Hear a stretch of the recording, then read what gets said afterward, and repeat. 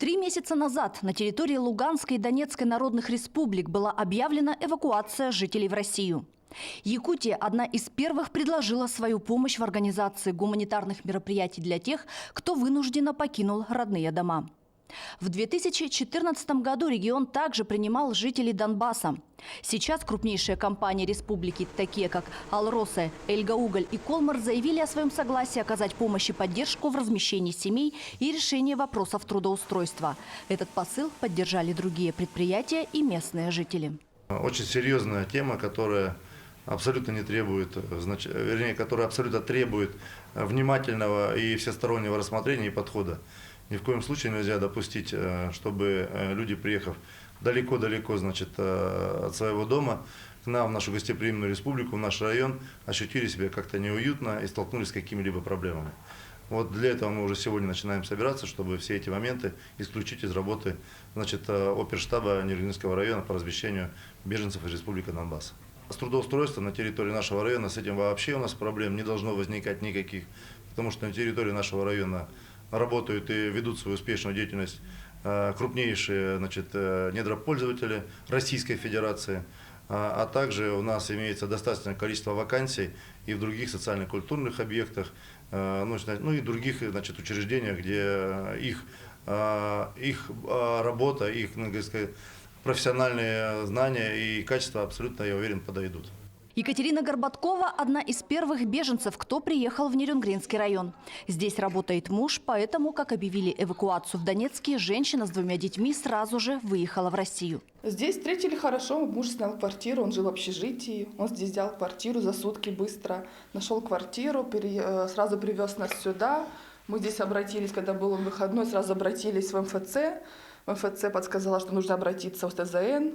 Вчера пошли мы туда, в соцзащиту. Нам там помогли, спасибо, медикаменты, какие нужны, вещами обещали помочь, детским питанием помогли, с больницей, спасибо. Вот так вот. То есть здесь люди отзывчивые, добрые, я не ожидала, честно, что вот так вот будут помогать с этим всем. Якутия готова принять не менее 1500 беженцев. В Нерюнгри для решения организационных вопросов была создана рабочая группа.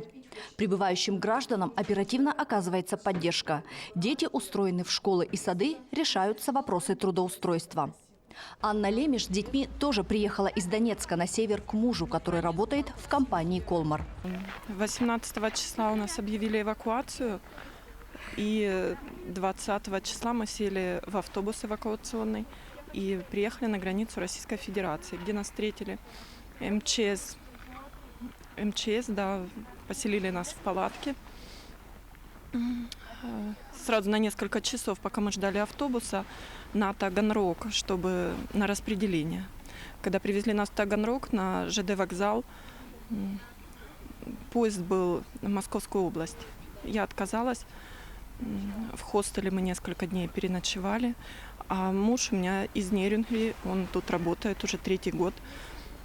Он купил нам билеты и сказал, чтобы мы ехали сюда. Ребенка в школу определили, сразу взяли хорошо, без проблем, потому что мы уехали оттуда, это же были выходные, в пятницу после обеда, когда объявили эвакуацию, мы не успели со школы не забрать ни документы, ни личное дело, ничего.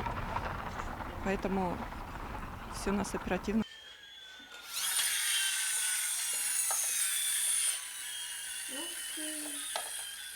А это семья Беряльцевых. Юлия и Андрей вместе с 2 детьми приехали из Мариуполя совсем недавно.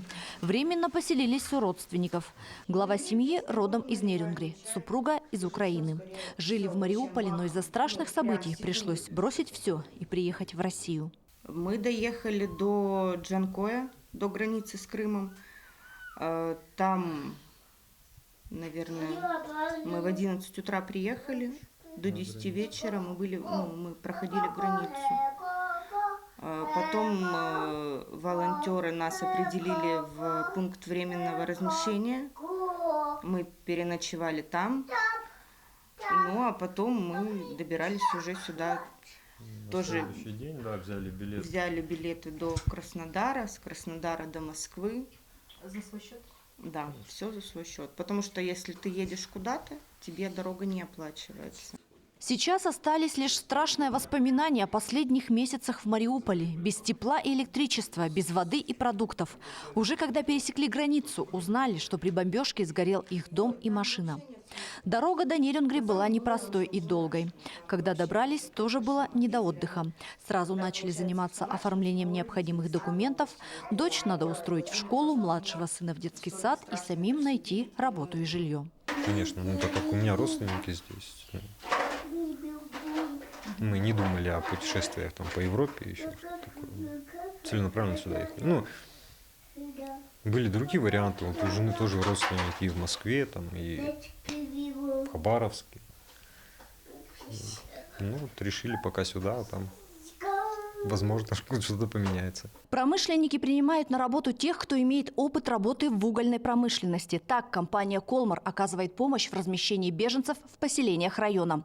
Компенсирует затраты на оформление патентов и трудоустраивает на своих предприятиях. Не остаются в стороне и жители Нерюнгринского района.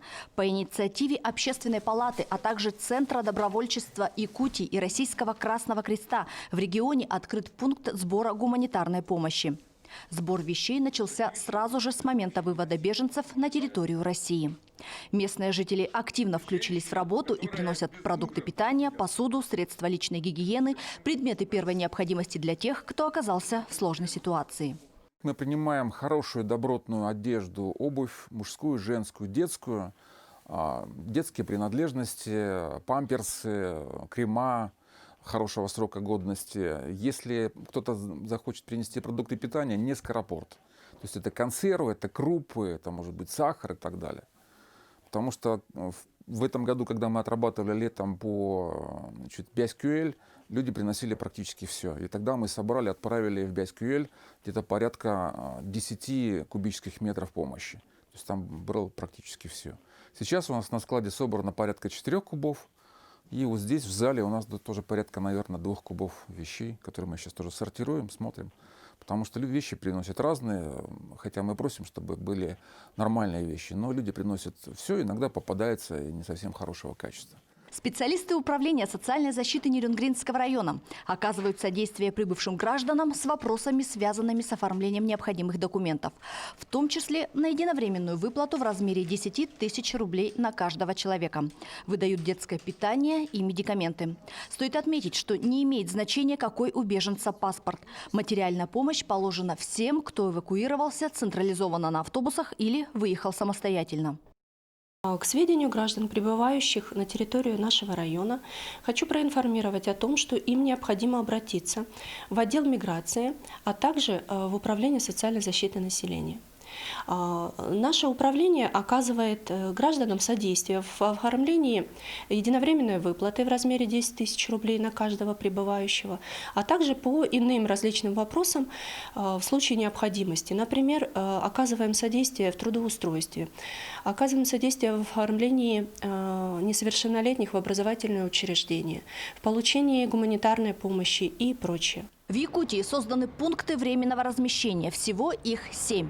3 в столице республики, 2 в Мирном и 2 в Нерюнгри, в поселке Золотинка и в здании футбольной школы.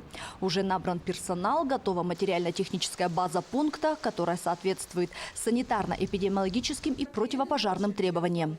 Готовность объектов достаточно высокая. Наши медработники будут здесь производить ежедневный осмотр, входной осмотр, будет производиться забор анализов.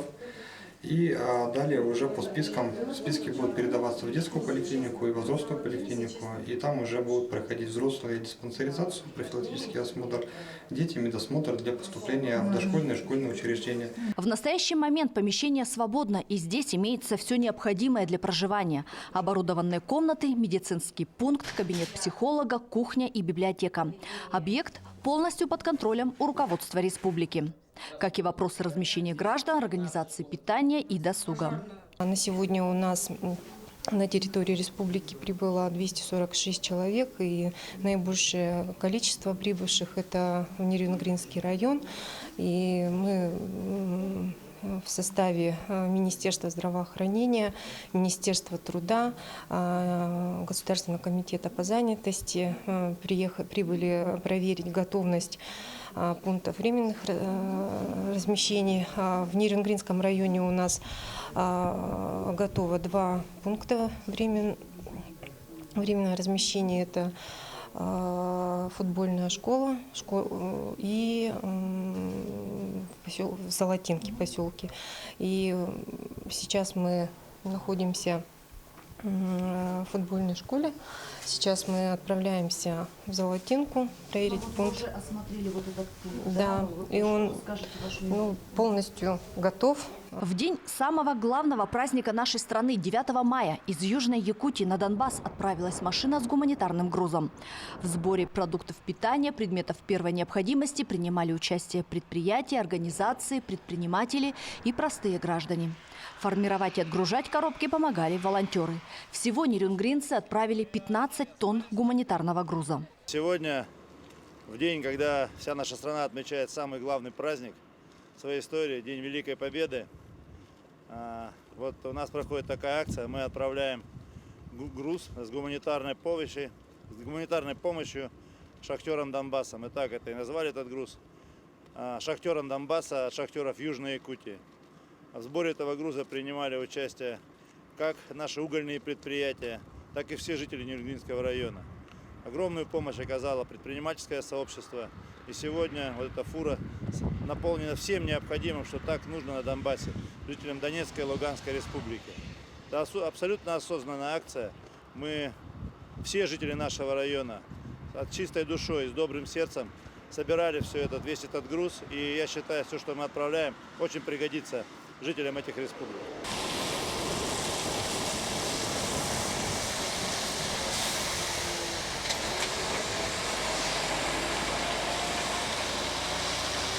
Все медицинские учреждения также готовы принять беженцев, обследовать на ковид, а при необходимости вакцинировать. Многие, кто прибыл в Россию из мест, где проводится спецоперация, имеют с собой только паспорт. Поэтому в первую очередь надо оказать содействие в обеспечении вещами первой необходимости и продуктами питания. Сегодня это наша общая задача – оказать поддержку мирным жителям, беженцам, пострадавшим от вооруженной агрессии. Якутия, как и вся наша большая страна, подключилась к гуманитарной деятельности. Мы своих не бросаем и будем стараться помогать нуждающимся людям столько, сколько это будет необходимо.